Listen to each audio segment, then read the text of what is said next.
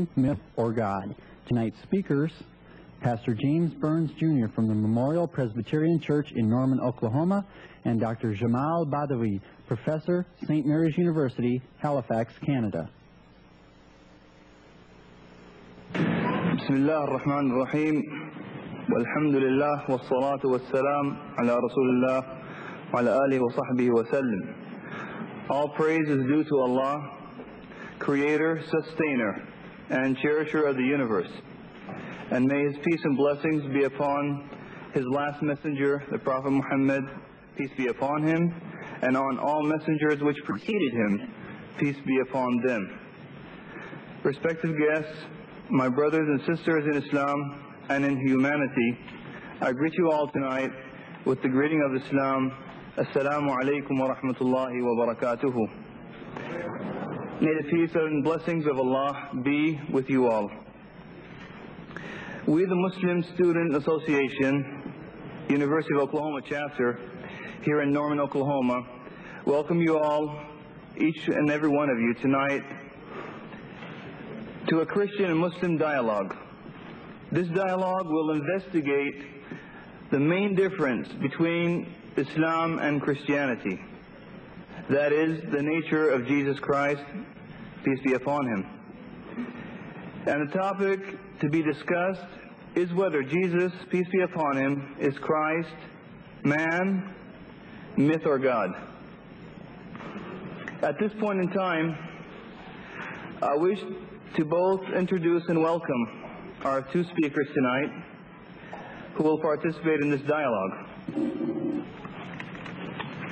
Sitting on the left, we have Reverend Burns, Jim Burns, who is a pastor at Memorial Presbyterian Church in Norman. He has been here now 2 years. He attended Texas A&M University, and he received his B.S. degree in physics in 1965. He went on and obtained his M.S. in physics in 1967, in which he did research at Oak Ridge National Laboratories in atomic physics.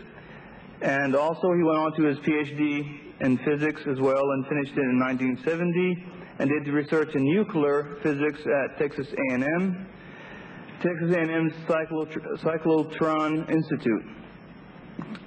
Reverend Burns then taught physics and engineering for 4 years at A&M, Texas A&M, at Moody College in Galveston, Texas. He then attended Austin Presbyterian Theological Seminary from 1974 to 1977, in which he received a Master of Divinity from the school. He then left seminary and began work as Presbyterian minister in Lone Oak, Arkansas. So we welcome Reverend Burns tonight for this dialogue. The second speaker who will participate in our dialogue is sitting on the right, and he is Dr. Jamal Badawi, who is a professor at St. Mary's University in Halifax, Canada. Before starting the dialogue, I wish to bring to your attention the following points. The order and the timing of each of the speakers has been mutually agreed upon before the event. Therefore, Dr. Jamal Badawi will start the speech for 35 minutes, and then Reverend Jim Burns will also speak for 35 minutes after that. We will then have our question and answer session, and in the end, each one will have an option of 5 minutes for closing comments if he wishes to do so. And before I finish, brothers and sisters in humanity and in Islam, I wish to say that I realize each one of you has set aside valuable time when he came or she came here tonight to listen to this dialogue. And there are some of us who have come here from different states. They have traveled far away to come listen. Therefore, I pray to God that you will all find what you have come looking for, and that you leave this event learning more about the truth behind the topic being discussed, that is Jesus Christ man, myth, or God? And I'd like to welcome now the first speaker, Dr. Jamal Badawi. She'll speak for 35 minutes.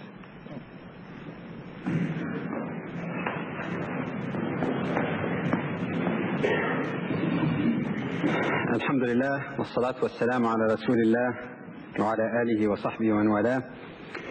All grace is due to Allah, the Creator, Sustainer and Cherisher of the universe. May His peace and blessings be upon His last messenger Muhammad and upon all messengers before him, from Noah to Abraham to Moses, Jesus and finally Muhammad.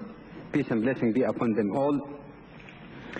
I begin first by greeting you with the traditional Islamic greeting, Assalamu alaikum, peace be with you.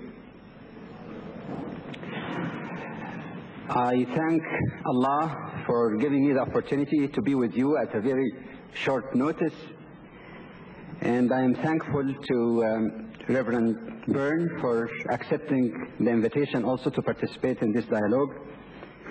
And I'd like to acknowledge also among those who are present, a very prominent theologian, Dr. Floyd Clark, with whom I had the pleasure of moderating discussion between him and Ahmed Didat in Britain, and his friend also, Reverend Page. So welcome to them and welcome to you all, and I appreciated the opportunity. There is no religion in the world outside of Christianity itself which makes it an article of faith to believe in, to love and honor and respect Jesus outside of Christianity except Islam. No other religion, including Judaism, shares this with Christianity. The teaching of the Quran with that respect is echoed by Prophet Muhammad, peace be upon him, when in one of his sayings said, quote, I am the nearest, that is the nearest in love to Jesus, son of Mary, in this world and in the next. The prophets are brothers, son of one father. Their mothers are different, but their religion is one. There has been no prophet between us. Not only was Prophet Muhammad, peace be upon him, who spoke with respect and love about his predecessor, Jesus, peace be upon him, but according to the Quran also, it shows that Jesus, peace be upon him, spoke with the same respect and love to his successor, Prophet Muhammad, and actually he directed his followers to follow him should he come in their lifetime. In one sense, then, we find that Islam and Christianity share a very important common link, as I call it. But paradoxically enough, as the chairman indicated in the beginning, while this is a very important beginning, it is also the nature of Jesus that is the basic reason of difference in understanding in theology between Islam and Christianity. But that leads us to inquire as to how could we possibly conduct a fruitful type of dialogue beyond exchanging pleasantries. In order to facilitate presentation, an outline has been passed on, so make sure you get one from any of the ushers if you haven't got any. But as you notice in the first section, I suggested that there could be possibly a number of approaches towards the so-called comparative Christology between Islam and Christianity. Either we could examine the authority and authenticity of both scriptures based upon which the perception or interpretation of Jesus, peace be upon him, is based, or to examine the historical developments of various dogmas or doctrines, both in Islam and Christianity, in the hope of trying to discern something about exactly who Jesus was. Or thirdly, to leave these two questions basically aside and take both the scriptures as they stand today, the Quran and the Bible as they are, and try to examine both scriptures with the view of leaving open the question that